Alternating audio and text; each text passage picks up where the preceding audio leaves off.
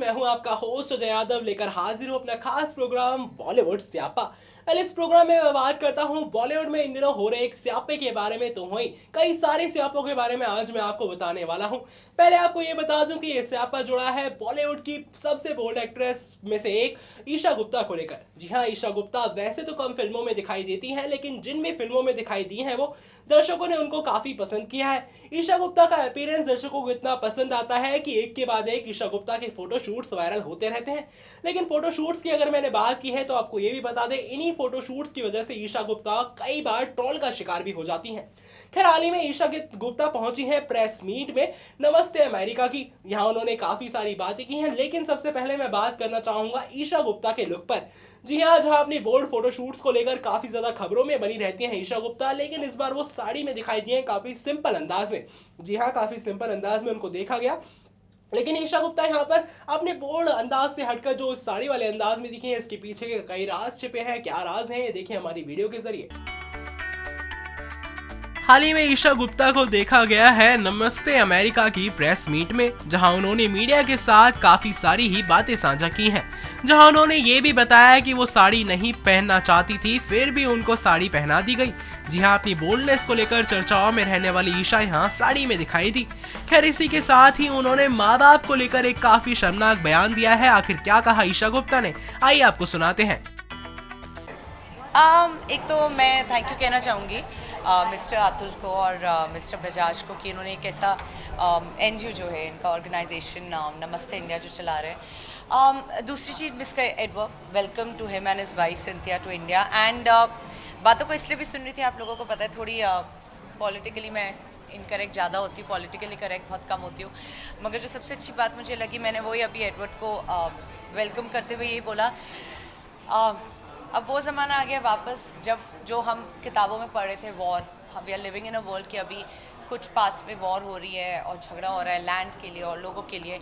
और ये बहुत अच्छी बात है कि हिंदुस्तान और अमेरिका मिल रहे हैं और जहाँ पे लोग बात कर रहे हैं हम वॉल्स बनाएंगे संबंध तोड़ने की, वहाँ पे हिंदुस्तान और अमेरिका एक साथ जुड़े, हाथ मिला के रिलेशन बना रहे हैं और आगे ले जाना चाह रहे हैं रिलेशन को। It's all about culture and unity. So I am really happy कि एक जिसे बोलते हैं ना, make building bridges, that's what we are doing. We are not building walls and people who know they understand the pun intended there. We are not building walls, we are building bridges. And I am really glad कि अब हिंदुस्तान एक दूसरे कदम पे आगे बढ़ रहा है। War की अगर हम बात करें तो हम देख रहे हैं कि प्रेजेंट टाइम में बहुत सारी ऐसी प्रॉब्लम, ऐसे कंट्रीज को क्या कहना चाहेंगे जो एक ऐसी कंट्रीज़ के पास ये न्यूज़ ही नहीं जाएगी, आपसे पूछ के क्या फ़ायदा होगा, मत पूछिए।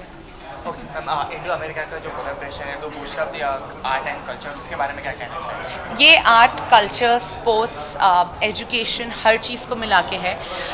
देखिए, जब आप रिलेशन बिल्ड करते हैं तो आप चाहते हैं कि हर कोई एक साथ चले, बस एक जने का फ़ायदा नहीं हो सकता। जो अमेरिकन है, काफ़ी अमेरिकन इंडिया नहीं आए, उन्हें पता भी नहीं है क्या कल्चर है। आपको जो सभ्यता से सीखने को मिलता है वो आपको अमेरिका में ही सीखने को मिलेगा, और जो हमें यहाँ नहीं सीखने को मिलेगा वो हमें, जैसे टेक्नोलॉजी, उनकी टेक्नोलॉजी बढ़ के, मगर जो हमारी संस्कार है, जो हमारी सभ्यता है, आप उसको आगे ले जा सकते हैं। इनफैक्ट आर्यभट्टा, एक्चुअली हम टेक्नोलॉजी बात करें, आर्यभट्टा वॉज इंडियन, तो हमने जो शून्य का जो हमने इन्वेंट किया है वो किसी ने नहीं किया पूरी दुनिया में। तो I think it's a very good collaboration. And जैसे मैंने बोला, दुनिया आगे बढ़ रही है और इट्स ऑलवेज बेटर, अगर आप जैसे बोलते हैं ना, अगर आप जल्दी आगे जाना चाहते हैं तो आप अकेले चलिए, और अगर आप दूर आगे जाना चाहते हैं तो आप लोगों के साथ चलिए। बहुत सारी यूएस की कंपनी, क्या पसंद है अमेरिका में जो बहुत ज़्यादा लाइक करती हूँ, खाना बहुत अच्छा है वहाँ का, एजुकेशन बहुत अच्छी है, बट मेरी ज़्यादातर यहाँ पर हुई है, यहाँ पर यूके में, अमेरिका में नहीं हुई। बट अमेरिका का आई थिंक लोग बहुत अच्छे हैं अमेरिका में, जो भी एटलीस्ट मुझे इनकाउंटर हुआ है। जो हम काफ़ी लोगों को जो गए नहीं, उन्हें मिसकंसेप्शन भी है, रेसिज्म है, वो नहीं है। मैं बचपन में गई थी, मैं अभी गई थी, वो इशू नहीं है। तो at least people are warm. Of course मैं नहीं बोलूँगी हिंदुस्तानियों जितने वेलकम एंड वार्म है, बट अब I think we are building the relation, तो they learn that also from India. Ma'am बहुत सारी कंपनी है अमेरिका के जो इंडिया के मूवीज़ को बूस्ट अप करे आगे लेके, जैसे पैरामाउंट हो गया वो Yeah. लेके जा रहे हैं, तो उसके बारे में क्या कहना चाहिए जो अब एक्चुअली हिंदुस्तान भी अपनी फिल्म्स काफ़ी वहाँ पे लेके जा रहा है, तो अच्छी बात यह है। एक तो एंड ऑनेस्टली हॉलीवुड के बाद अगर आप देखें इट्स बॉलीवुड ओनली जो लोग जानते हैं, किसी और चीज़ को वो जानते ही नहीं है। मैं भी कितनी बार जाती हूँ कहीं पे और लोग मुझे बोलते हो आप कहाँ से हो, आप यूरोपियन लगते हो, साउथ अमेरिकन, देन मैं बोलती हूँ इंडियन एंड मैं बॉलीवुड एक्ट्रेस हूँ, तो बोलते हो माय गॉड बॉलीवुड सबको पता है। तो अच्छी बात है, बस हॉलीवुड यहाँ पे नहीं आ रहा, बॉलीवुड भी वहाँ जा रहा है। मैम आप हमेशा देखते हैं कि सोशल कॉज को सपोर्ट करते होते, रिसेंटली देखा जाए तो बच्चों लोग को सोशल एक्टिविटी बहुत कम हो गया, उसकी वजह से बच्चे लोग चिल्ड्रंस जो एज है उनके हेल्थ को इश्यूज बहुत हो रहे हैं, ड्यू टू मीन्स एक्टिविटी बहुत कम हो रही है जी। नेट इसके ज़्यादा हो रहे हैं, तो उसके लिए मुंबई ने एक मुंबई जूनियर मैराथन रखा है, तो उसके बारे में क्या कहना चाहिए इनिशिएटिव के बारे में, ताकि उनके बूस्टअप मिले उनके हेल्थ को। अब देखिए एक तो बात ये है ना कि जब हमारे माँ बाप थे तब टाइम अलग था। हमारे माँ बाप एक तो हमारे माँ बाप थोड़ा हमारे साथ ज़्यादा वक्त गुजारते थे, और अब क्या होता है ना पेरेंट्स में पेशेंस कम है। या तो दोनों हस्बैंड वाइफ काम कर रहे तो आई अंडरस्टैंड, अब फैमिलीज छोटी होने लगी है, पेशेंस भी कम होने लगी है, तो क्या होता है बच्चे को डिस्ट्रैक्ट करने के लिए मोबाइल पकड़ा देते हैं, आईपैड पकड़ा देते हैं कि बच्चा थोड़ा अपना ध्यान वहाँ रहेगा। टीवी हमारे टाइम पे क्या होता था, अच्छा अभी 3 घंटा बाहर खेल कर आना है तो खेल कर आना है, होमवर्क करना है तो करना है, तो वो फिजिकल एक्टिविटी एक रहती थी। अब बच्चों को कुछ उसके अलावा कंप्यूटर वीडियो गेम्स, उसके अलावा मेरे खुद कजन्स उन्हें कुछ पता ही नहीं। मेरा अभी तक यह है कि मैं घर पे बैठे बैठे थक जाती हूँ, तो मैं दिन में चाहे अगर मैं जिस दिन कोई शूट या इवेंट कुछ नहीं होता तो 2 बार वर्कआउट कर लो, कुछ तो आप फिजिकली एक स्पोर्ट्स करो। तो आई थिंक ये marathon it's a very good thing, because जितना आप नेचर के पास है, हिंदुस्तान में रह के आप नेचर नहीं उसका इस्तेमाल नहीं कर रहे अगर तो आप आई थिंक जितनी ज़्यादा फ्रेश एयर होगी इट्स जस्ट हेल्दियर, बिकॉज आपको आपकी ब्रेन को भी ऑक्सीजन चाहिए। आपको समझ में नहीं आता, तो it's a very good initiative. And to all the parents please अपने बच्चों से आप फ़ोन छीनिए और उन्हें थोड़ा ध्यान दीजिए। शादी में आप बहुत beautiful लगी, तो कितना टाइम लेती है आप ये साड़ी पहनने में, और कुछ आप बताइए Indian कैसे attire आप में। Indian attire I think in total 1 घंटा लिया मेरी टीम ने विद हेयर मेकअप साड़ी पहनने में।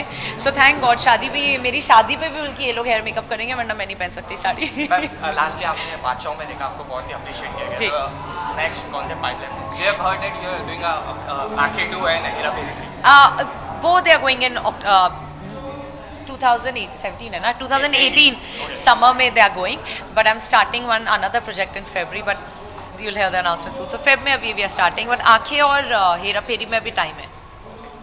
Thank you so much. Thank you. Well दोस्तों, ये तरह ईशा गुप्ता का लुक जो आपने देखा होगा कि अपने बोल्ड अंदाज से हटकर ईशा गुप्ता साड़ी में भी काफी सिंपल अंदाज में भी बहुत बेहतरीन लगती हैं, जहां काफी ग्लैमरस अंदाज में उनको देखा गया। इसी के साथ ही इसी प्रेस मीट पर यानी कि नमस्ते अमेरिका की प्रेस मीट पर ईशा गुप्ता ने काफी सारी ही बातें की हैं। क्या क्या बातें की हैं उन्होंने अपने इस इंटरव्यू के दौरान, आइए आपको सुनाते हैं। बॉलीवुड में जहां हसीनाओं की बात की जाती है तो हमेशा नाम जरूर सामने आता है हॉट एक्ट्रेस ईशा गुप्ता का। जी हाँ, भले ही फिल्मी पर्दे पर बैक टू बैक अभिनेत्री ईशा गुप्ता कोई फिल्म ना आती हो, लेकिन फिर भी ईशा की जितनी भी फिल्मों में नजर आई हैं वो लोगों ने उन्हें काफी पसंद किया है। इसी के साथ ही अगर बात की जाए ईशा गुप्ता के फोटोशूट्स की, तो अपने काफी बोल्ड फोटोशूट्स के लिए जानी जाती हैं ईशा। वेल, इन्हीं फोटोशूट्स की वजह से कई बार ईशा गुप्ता हो जाती हैं ट्रॉल। खैर, अगर बात की जाए ईशा के हालिया लुक की, तो आप देख रहे होंगे बोल्ड अवतार से हटकर कैसे साड़ी में काफी दिलकश अंदाज में नजर आई है ईशा गुप्ता।